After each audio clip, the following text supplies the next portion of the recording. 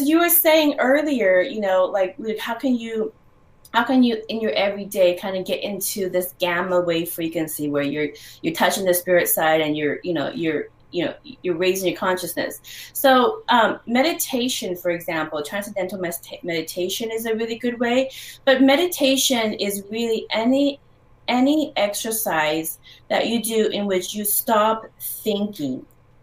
So, the brain is part of the ego, and it will always be thinking and trying to come up with new ways to out kind itself.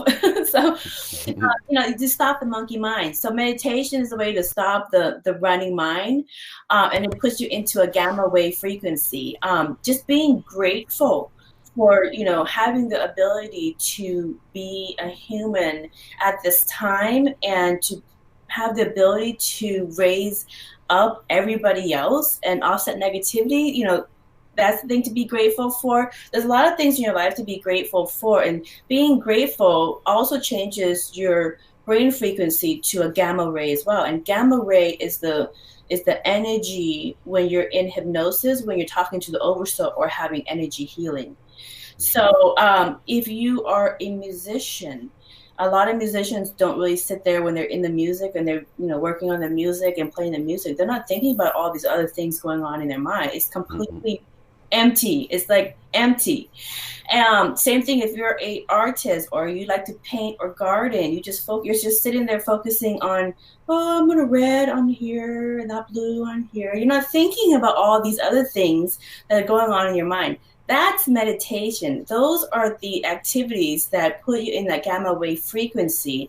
And if you want to manifest even faster, when your brain is in that gamma ray frequency where you're open to the spirit world, you could insert what you're focused on. So if you're focused on having a good job interview, if you're doing your meditation exercise, let's say your meditation exercise is playing music or doing art, but then you focus on the outcome of, I'm going to have a good interview, it's going to be, whatever, and you just focus on that while you're doing your art, it will happen because that's the manifestation. That's the code of the matrix. Right.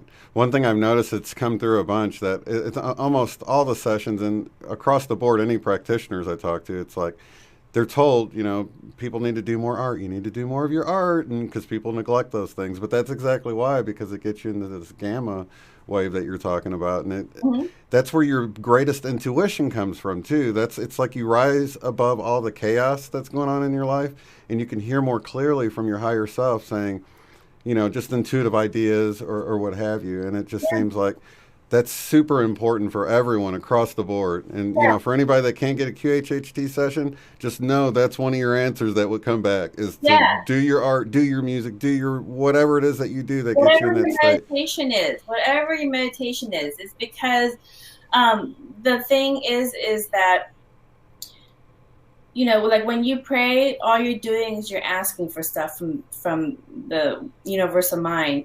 Please give me this. Please do that. Please watch over this. You're asking. You're making demands.